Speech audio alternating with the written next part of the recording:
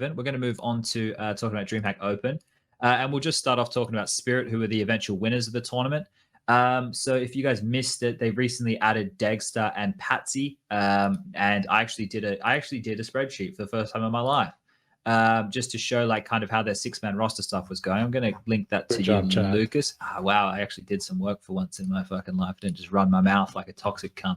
All right, Lucas, whack this one up for everybody at home. It's going to be blurry for you guys, but I'll do my bestest to talk through the kind of changes we saw here. So on this spreadsheet that I've made on the left-hand side, you can see all the names of the players, the 6-man roster: Degster, Patsy, Chopper, SDY, Magix, and Mia.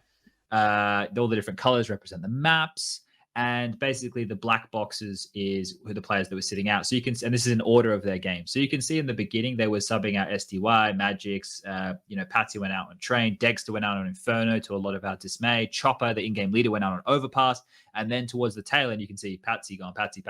Basically Patsy got replaced on every single map other than Inferno, and then when they made it to the grand final, he didn't play a match. They didn't get to Inferno, so we don't know if he was going to play Inferno or not. But Spirit ended up winning in their debut tournament with Degster, who in the grand final had a 1.50 rating, and Mia had a 1.47. Those two are absolutely monstrous, Prof. I just wanted to say how funny Tommy's reply to this spreadsheet of yours is literally saying, "Can we get some win rates excluding each player?" And you're replying just like, "I literally used Google Sheets for the first time. Please stop. Please stop." I just did it for the colors, if I'm going to be honest. Lucas is gone. Oh, people can't see it. That's all right. Lucas did say be right back. So sorry. If he comes back, guys, he did say be right back 7 minutes ago. So don't worry about it. We'll bring it up in the chat for people in chat so they can open that in the meantime. His cat must be on fire or some shit if he's gone this long. Classic situation. Or Martin is just coming over to his place and insulting him for no reason. That's maybe he's getting fired in person right now. Hope they're wearing their masks. He's getting fired for not being on his PC because he needs to get fired. But yeah, I think this Degster edition, as we expected, has been banger for Spirit. I find it interesting that literally no one picked him for like a bold prediction for the top 20. That was kind of shocking, considering he was the most obvious up-and-coming player in CIS. But other than that, he just lived up to the potential. He also carried Spirit in that qualifier before, so as a stand-in, just doing great job. And Spirit overall just missed that one good player. And this edition here, it kind of feels like this kid's come from nowhere. Flusher, were you aware of Degster? Obviously, HLTV.org did an article on him late last year. I think it was in early December. But was this a player that you had heard of before? Or you'd played in pugs or anything? I know it's the CIS scene, so it's very far removed from yours. I'm just curious if it was anybody you'd heard of. We actually scrimmed against his team. Sparta, before. Right? I don't even know what team, but we played against him and he was doing crazy shit. So I definitely heard about him. I didn't think he would keep doing this well. Because he was doing all kinds of stupid shit, in my opinion. Okay. When we were screaming against them, so I know he had some skill. I didn't think he would keep up with all the decision making and stuff like that as well. To be fair, I haven't watched the games with Spirit since Summit was on. I think he still does kind of those over the top kind of dumb decisions sometimes, not all the time, but maybe in these like 3v3s or sometimes when he feels like he needs to do a play to equalize things, but maybe he doesn't need to do them. He does some like ridiculous things. I don't know. It was like a game on Train, but I don't remember who they were playing, where he like regressed B like 2 or 3 times, literally trying to get like, he equalized the situation. Then some of his teammates died. Then he was like, okay, I'm gonna peek again, going up lower ramp with the op and stuff like that. That's a very not a very favorable angle to take as an opper. I think this was against Sprout.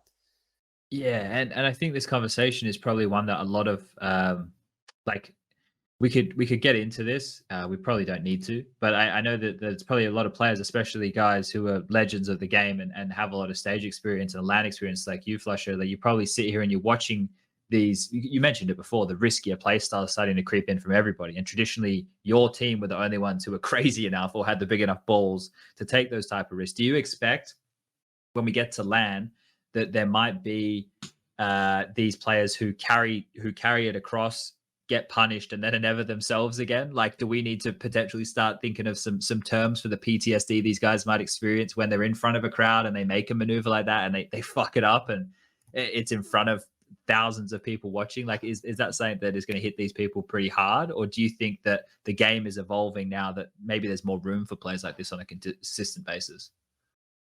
I think it's both yes and no. Some players and teams have actually played on a top level now during the online era for so long. They might have realized like there's nothing special about playing against the top teams and the top players, that they might still do this stuff because they know it's the same game just on a stage with a lot of people watching. So but it's also some teams and players are gonna get nervous sitting on the stage, not being at home in their safe environment.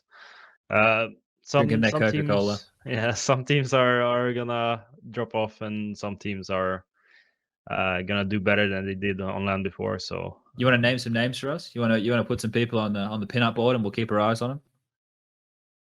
You don't have to. I'm just trying to bait you into controversial comments. Yeah, I can't really point out anyone right now. I don't really keep track of that.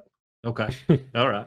It needs to be open for potential teams if they kick their in-game leader in the next 3 to 6 months. Well, it's one of two options here, Flusher. Either we criticize, you pick someone and we criticize the fuck out of them, and then we get you to replace them, or you just play the nice guy card and we just like sit and wait and then we pounce. So I guess we're going for option 2. I mean, we can go for option 1. Just like we can just sell this to Flusher, like literally Dabs.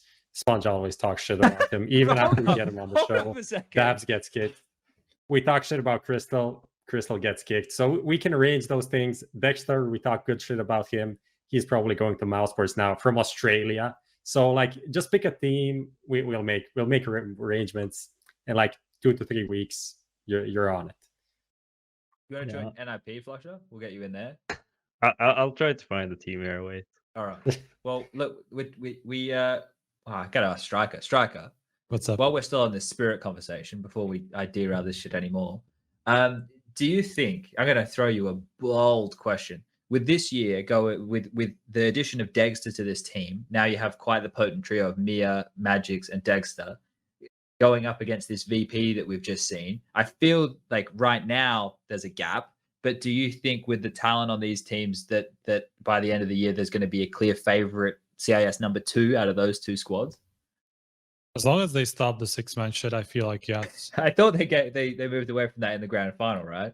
I don't know. It's hard to say. Like if you look at when you look at your spreadsheet, they only basically like changed their mind about Dust 2 because they just started playing different maps like later on in the tournament, which Patsy clearly wasn't supposed to play anyway. Yeah. Especially Train, obviously. So like they didn't even play Nuke. So as far as we know, he probably wasn't even supposed to, like in the early stages or whatever. And they only started playing it later. So it's hard to say what the plan was. But hopefully it's not too much of a permanent thing, because I think the 5 that they have at this point is really strong. Yeah, and I'm pretty sure Patsy, as a term, a person who is easily taken advantage of, especially by being cheated or blamed for something. So maybe it's spelled a little bit different. It's spelled with a Y, but maybe that's what Team Spirit went. They went, well, we'll get a literal Patsy, and then we'll have him as a scapegoat. So maybe that's the plan. We'll see more from Spirit in the future. Let's keep this one going.